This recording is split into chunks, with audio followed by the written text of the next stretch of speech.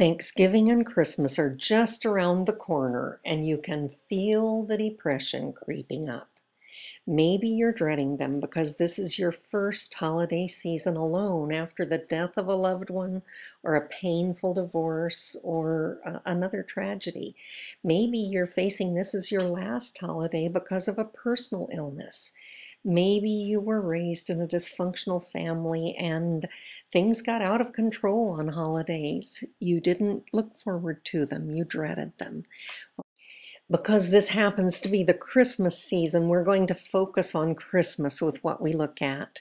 But remember that when your heart has been broken, when you're a new widow or a new divorcee, when you have an illness, that you have Easter and New Year's and birthdays and anniversaries and Mother's Day and Father's Day, and all of those qualify as holidays.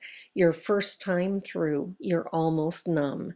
Your second time through these events is almost as bad. Hi, thank you for joining us for a video training on handling the holidays when your heart is heavy. I know what it's like to have a heavy heart. I actually had a great childhood. Some of you started off life with a heavy heart. I had a great childhood in so many ways, and I met and married Mr. Wonderful. When we were in the delivery room giving birth to our second child, suddenly the doctor that had sat at my side had a change in personality. As we looked at him and said, "Is something wrong?" he said, "I fear your child is hydrocephalic." And when my husband said, "What's that?" and I screamed, "That's water on the brain." And then I began screaming, "Put me out, put me out." Well, our child was born handicapped, and that's a story for another day. But I want to tell you that from that point on, we went through 4 major deaths within 13 months. One of them, our infant son, Justin. And within 1 month of burying our baby, my husband, who had been a recovering dry alcoholic, hit the bars and never ever came back home again. And within that 13-month period of time, I found myself everything I never wanted to be. I was divorcing. That was never going to happen to me. I believed in marriage. I honored marriage. And yet here I was divorcing. I was a single parent to an only child, and I wanted a big family. And I was the mother of the handicapped and the mother of the deceased. There's something very wrong about having to bury a baby. Well, needless to say, it was several years before the holidays were what I dreamed they could be. We just somehow put one foot in front of another and went on. I heard Hazel Lee speak some years later, and she's the mother of Gary Lee, who was one of the first Iranian hostages. She said that when the men knocked at her door to tell her that Gary was a hostage, she was getting ready to go to church and teach her Sunday school class. When they left, she fell on her face and she sobbed, "Oh, dear God, what do I do?" And God told her, "Whatever's next." So she got up and taught her Sunday school class and did that day after day. Well, there is a time when you do whatever's next day after day, but there are some keys that can help you get through the tough times. Hi, the holiday season is here again, and it's a happy time for all of us, or most all of us. One holiday season, it wasn't so happy for me. My wife of 30 years decided she wanted a divorce. My mother had just died the week before, and the week after was Christmas. My father and I had Christmas dinner together. 2 of the sorriest guys you ever want to see. His wife, my mother, had just died. My wife had just asked for a divorce and had just moved out. And here it was, Happy Christmas Day. That handsome man that you just heard from is my husband, and we're really looking forward to the holidays this year, but it hasn't always been that way. You know from our stories that we know firsthand what it's like. So we want to share with you some principles for getting through the holidays when your heart is broken, when life is tough. One of the first principles that I want to share with you is the fact that you can't forget, so plan to remember. In the year that I still call the year of the big black cloud, when my life just fell apart, one of the deaths was my grandpa who raised me.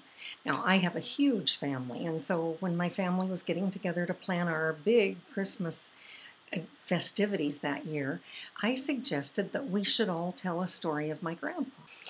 My aunt said, "Oh no, it would make us too sad to think about that and to remember."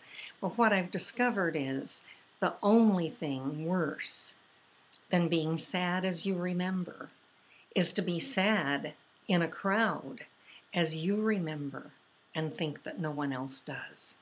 There's something very lonely about that. So the memories belong to you, the memories from childhood, the memories from your marriage, the good, the bad, the wonderful, the ugly, all coexist. And so I want to take a few minutes before we jump into the what to do to share a couple of memories with you and to encourage you to find someone to share your memories. I have the neatest memory from one of my childhood Christmases, way, way back in the years when I was a little kid. And we went to a little corner church and we were having a Christmas party and there was a Santa Claus there. My friend and I did the little wheelbarrow thing while I was the wheelbarrow and he held my legs and we went up to the Santa Claus who gave us each a nice present. They were all wrapped so pretty and we were so thrilled because this was the middle of the Great Depression and we didn't get very many nice presents.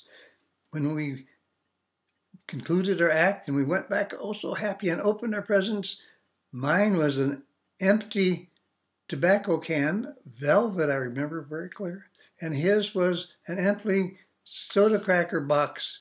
They were just props. Has a sad memory from his childhood. I have an amazingly wonderful memory from mine. My grandpa was an old German and he didn't play with me very much and he told jokes and things like that, but he wasn't a child person. He wasn't a kid person. So I don't have very many memories of him just being fun and playing with me, but Christmas was always amazing. One of my crazy funny memories of him at Christmas is that stoic, proud German man had a total metamorphosis. On Christmas Eve, when we were setting up our stockings, we would use my grandma's long nylons, kind of the earlier version of pantyhose, the long ones. And we'd all hang our stocking up, and my grandpa would take a bucket and put it underneath his stocking and cut a hole in the bottom. And he would hang it up and he would say, "I'm going to fool that old Santa Claus. He won't know what happened. He's going to fill my stocking and I'm going to get a whole bucket full of candy and he won't even know it. I'm going to fool that old Santa Claus." Well, the next morning when we got up, he would tromp through the house saying, "I'm never going to like old Santa Claus again." And in his stocking were coal and sticks. Santa Claus had discovered the error, and we laughed and laughed, partly because it was just funny, but partly because it was a side of him that we didn't see very often. That's a precious memory. I have some precious memories. Whether the memories are good or bad, whether they're happy or sad, they all belong to you. They all coexist. If you don't remember them consciously, you will remember them subconsciously, and when they go inside, they hurt you instead of healing. So take a moment to remember. Remember something from your childhood. Remember something from your marriage. Remember something more recently. Remember something from after your time of loss. Oh, I had a happy marriage. No, I had a happy Christmas many years ago when my son, Mel, who often has things on Facebook, Mel Lockett, when he was a kid, maybe he was, 10 years old, and what did he want for Christmas? He wanted a bike, a nice big two-wheel bike, and so he wanted it so bad that he pretended he had one. He stood out in the front yard with his hands on the invisible handlebars with his new bike that he didn't have. acting so happy with his new bike. Well, he did get a new bike for Christmas, and he was happy. That was a happy, happy Christmas for him. And for you. At first, after the divorce and the deaths and just the getting through, holidays were just tough. It took a while for me to gain perspective, and I worked hard to always make Christmas good for my son Jeff. I remember the year that he quit believing in Santa Claus, and I had my picture made sitting on Santa's lap and gave it to him with a t-shirt that said, "You're never too old to believe in Santa." And then who could forget his college graduation? He grew into a fun, crazy, accomplished, amazing young man. And another special memory was him walking me down the aisle when I married my wonderful, wonderful Milt. You will heal better if you take the time to talk about your memories. Find a friend now, maybe pause the tape. Find a friend now and share a holiday memory from your childhood, from your marriage, and from this season of sorrow in your life. When you talk about it, it relieves some of the pressure. I'd like to share with you a whole list of things to do when nothing can be done. The first do is to find a way that works for you to remember. In our family, golf is big. And when Jeff was little, he was, 10, 11, 12. Anyone that would take him golfing was his buddy forever. And one year, someone asked him to go golfing, and he said no. I thought, oh my goodness, what's wrong? This is the child that begs people to take him golfing. So I said, Jeff, why didn't you go golfing with the guys? He said, well, that's on Justin's birthday. I said, oh, Jeff, Justin would want you to go. Go. Play a game in his honor. Well, he won a putting wedge that day that is with him forever. Very precious memory. But that started our tradition. Every April 1st, on Justin's birthday, Jeff and I golf together. Rain or shine, sick or well, happy or sad, we spend April 1st in memory of my son Justin.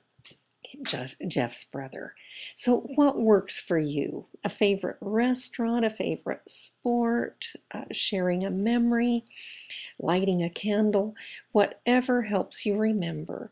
Spend some time remembering this holiday season. While you're at it, remember to be very good to yourself.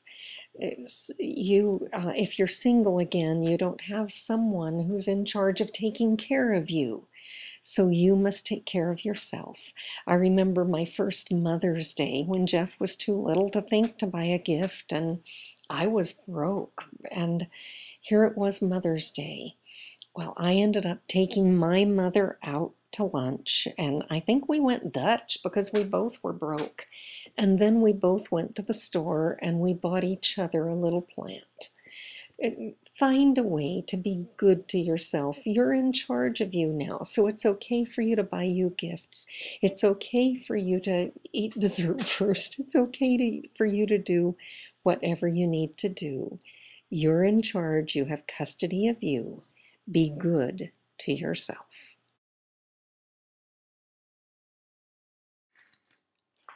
While we're at it, during the holiday season, make sure that you spend some time with other people, with family, with friends, in some kind of social setting.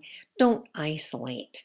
Don't do it all alone. Reach out. I know it'll be hard, and sometimes you'll be lonely in a crowd, but you need to push yourself to reach out, to spend some time with other people.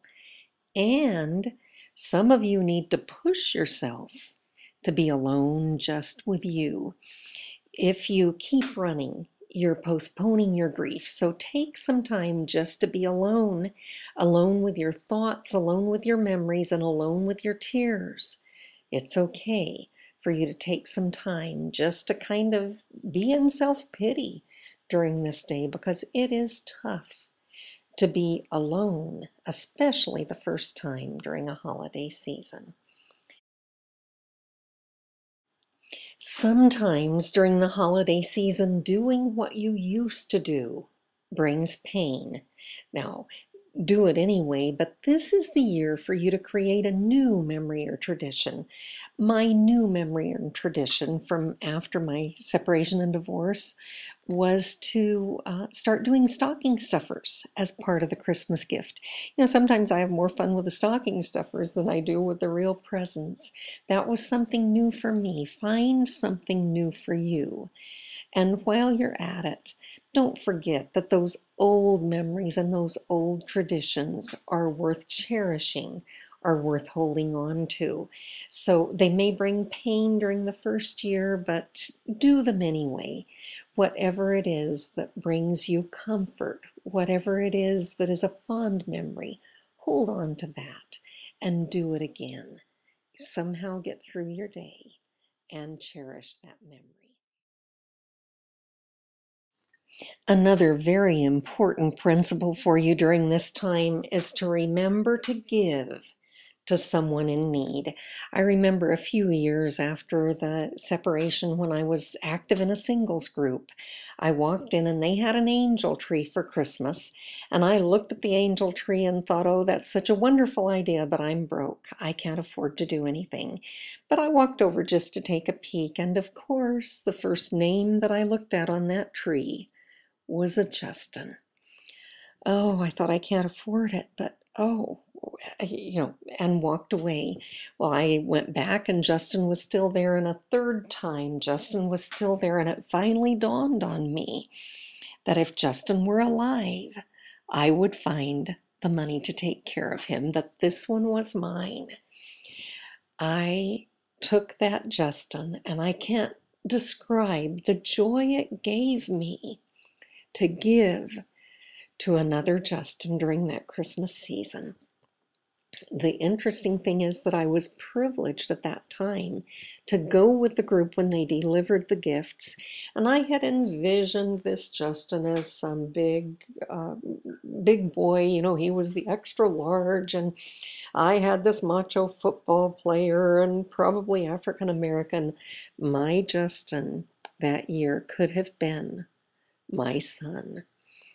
He was, had the complexion, the coloring, the smile. It was a major, major change in my life. Needless to say, from that event, I got far more than I gave that season, and I have never missed a year since that time. To find someone that wasn't family and find a way to give to someone less fortunate than I am. It is in giving that we receive. And when you give to someone in need, you will actually be buying your own healing, your own wholeness. Give to someone in need. The next do on your list is to find a way to love your children and grandchildren. Now, you may think that's strange. Of course, I'll find a way to love them because they're a part of my festivity. They're a part of my daily life. And for you, yeah, you've got it made. But for those of you who, because of death, divorce, bitterness, anger, whatever it is that went on to cause the separation, to those of you who are estranged from your children and grandchildren, I want to tell you that it is important for their sake that you find a way to say, I remember you, I care for you, I love you, a consistent way during this time of separation. I want to promise you that as adults, they will need it for their own healing. I want to say that to you as an abandoned child. My dad left our family when my mom was pregnant with me, and my sister and I never saw him until we were in our early teen years. And within less than a year after we saw him for the first time in our lives, he died. Well, I always grew up thinking he didn't want me, he didn't love me, he rejected me. As an adult, I met my other half sisters and half brothers, and they told me that we had always been a part of their family, even though they were strangers to us, that we had always been a part of their family because our dad had our pictures hanging on his wall and talked to them about their older sisters that lived in California. Well, I have to tell you that I wish that he had done something during those years to reach out to me, to let me know that I wasn't just a nothing to him. I needed to know that as part of my healing. So I want to suggest to you that if you cannot get in touch with your children and grandchildren, that when they become adults, they will need to know that you always loved them, that you never forgot them.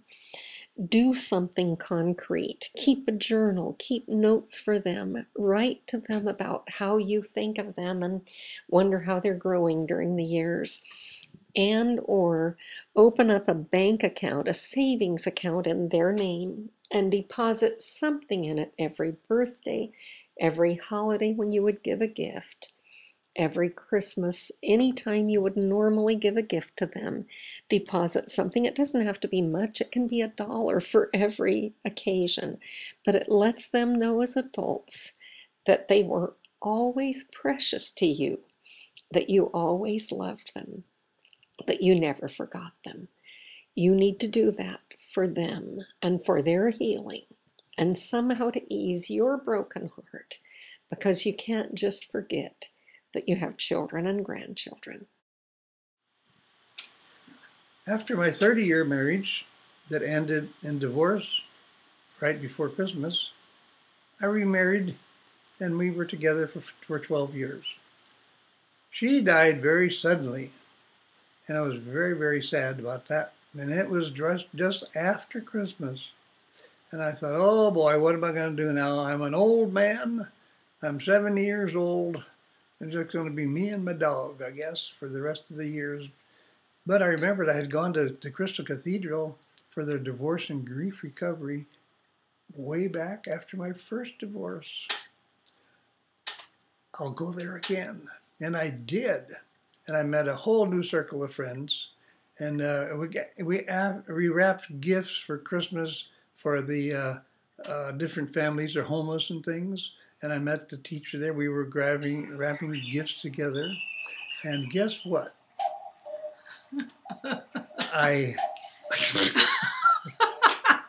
Yep, you hear that? I went cuckoo. I went cuckoo over that teacher. And it made me happy. You hear the happy music? See, that's you. Yes. That's the way I felt. I said, I like this lady. And guess what? I married the teacher. Okay. And I recovered from my depression and sadness. Do remember the gift of laughter. When you have a good belly laugh, it is as cleansing as gut tears. So remember to laugh. Remember to find something to laugh about. Whatever it is that's funny, whatever it is that brings you joy, laugh, and then laugh some more.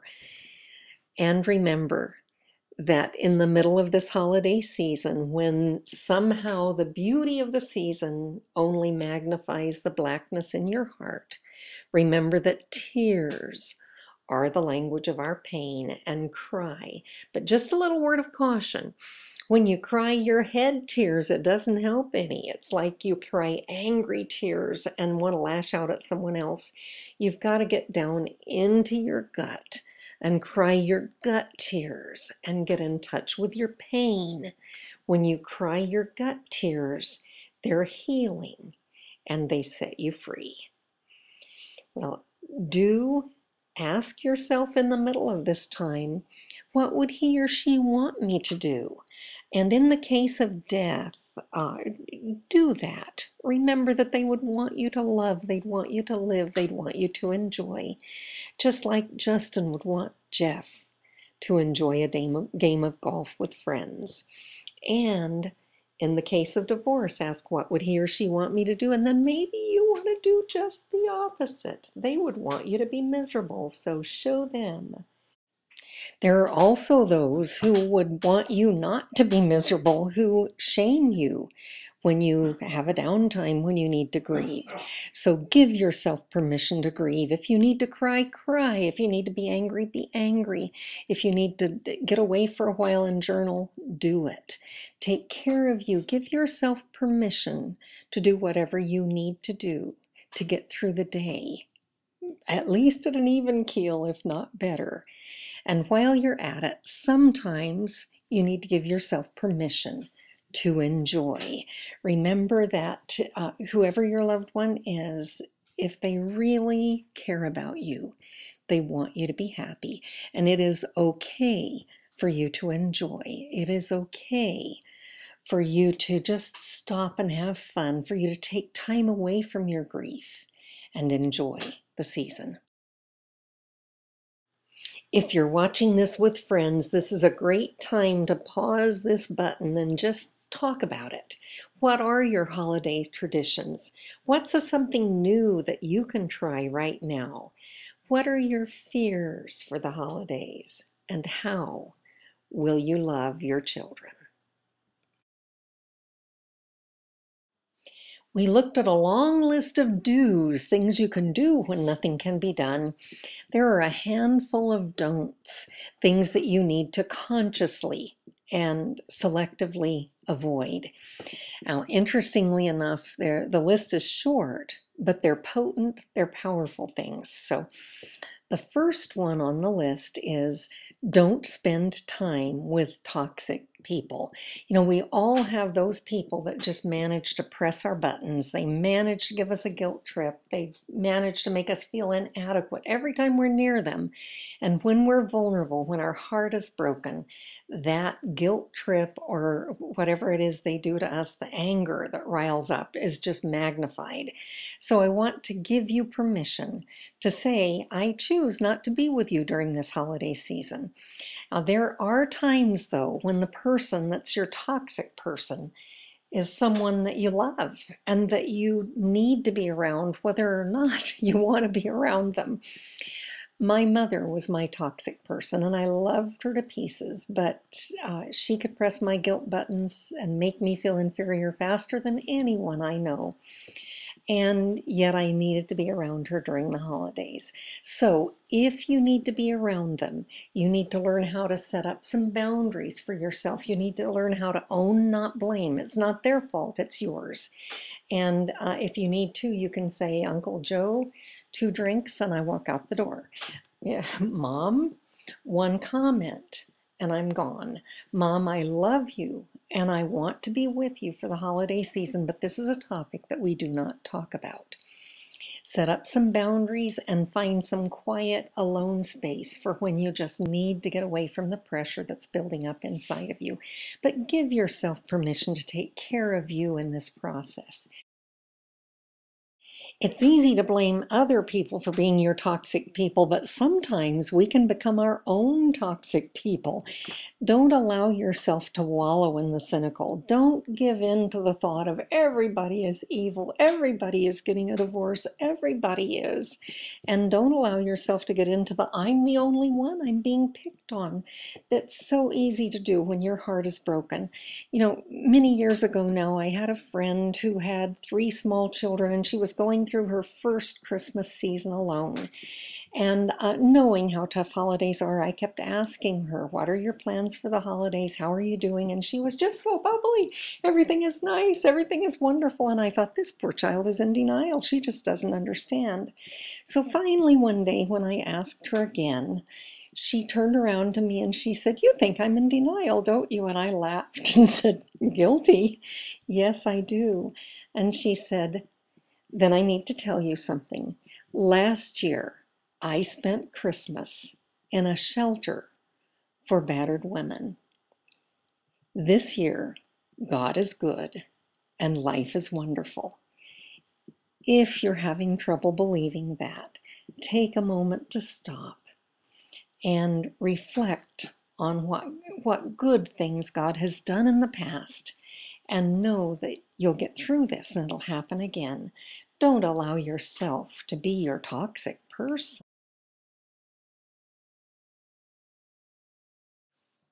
I remember the year that I bought Jeff a remote control helicopter as his Santa Claus gift. It was probably the last year that he believed in Santa Claus. And so a very special time for me because I knew this Santa season was coming to an end. And unfortunately, I bought a kit that had to be put together.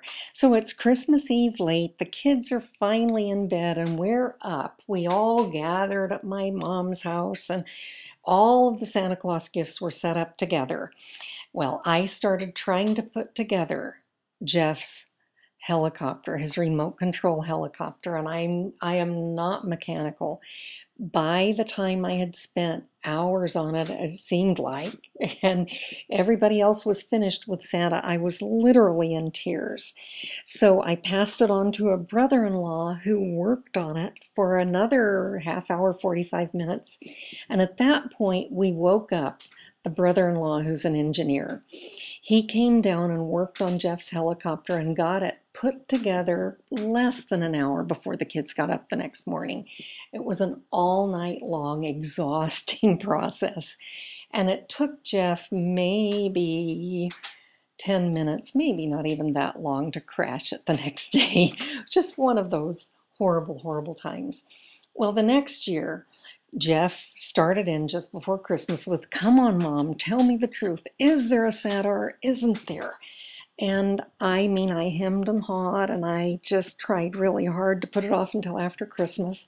And I finally realized that my advice is always you tell the children the truth. If they're old enough to ask, they're old enough to know.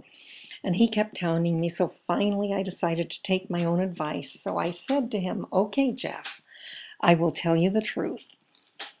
Yes, there is a Santa Claus, but it's me."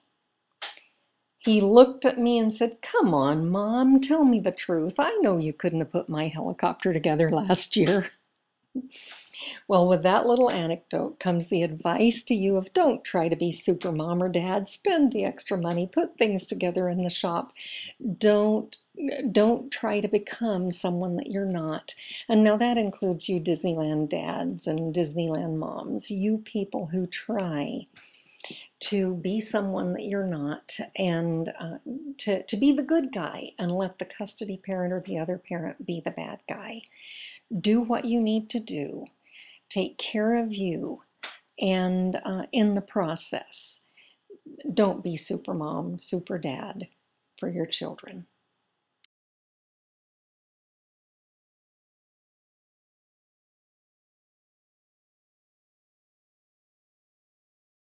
Now, while we're at it, a couple of very quick reminders toward the end of this segment. Don't forget to dream. Remember that this is just one holiday season, that there will be others, that somehow you'll get through this, that life will be good again, that you do have a future and a hope. Remember to dream. Remember to think about what's to come. And that actually leads us into the final don't. Don't forget, in the midst of your heartache, in the midst of your pain, the reason for the season. Your pain is heavy and black against the white and beauty of Christmas, of anniversaries, of whatever it is that you're celebrating. Remember that one reason we celebrate is to remind ourselves to be grateful for what this life has given us, and to remind ourselves that there is a future, that there is a hope. Remember the reason for the season. Well, it's time for you to talk about this again. It really does help to talk and to get your thoughts and feelings and fears out. So if you have a friend, put this on pause and talk about who are your toxic people and can you avoid them? And if so, how can you avoid them? And if you need to be with them for the sake of your children or family or whatever, how can you set up appropriate boundaries? What are your dreams? And where is God in your life right now? Well, I need to give you a few reminders before I can feel good about winding this session up. And the first reminder is for you to remember that this is not forever, that this too shall pass, that you'll get through it somehow, and that someday life will be good again. Someday you'll be happy again. Someday you'll celebrate the fact that life went on. What I'm about to show you on the screen now is what's called a life map. It's a picture of my life, and if you look in the bottom right-hand corner, you see my childhood, and there's a little angel, and I'm a little girl there, and I'm following the yellow brick road, and there's school and a flagpole, and I went tromping off to college to work my way through college, and life was good and wonderful, and I dreamed and dreamed and followed the yellow brick road and married Mr. Wonderful. And life was good for a while, but then suddenly the black clouds came and seemed to cloud my life and take away from what I really believed. And I thought that time would never end. Now, the good news is that I did get through it. And out on the other side, I buried a baby, I went through a divorce, I lost my home. I still call that the year of the big black cloud, and it is. But on the other side are books and accomplishments and achievements and a master's degree and a wonderful new husband and a new grandchild, and life is good, it's wonderful. When I was going through it, I thought it would never end, it would never be any better. As I look back on it, it was just a big black cloud in an otherwise incredibly blessed and happy life. You will get through it. This too shall pass.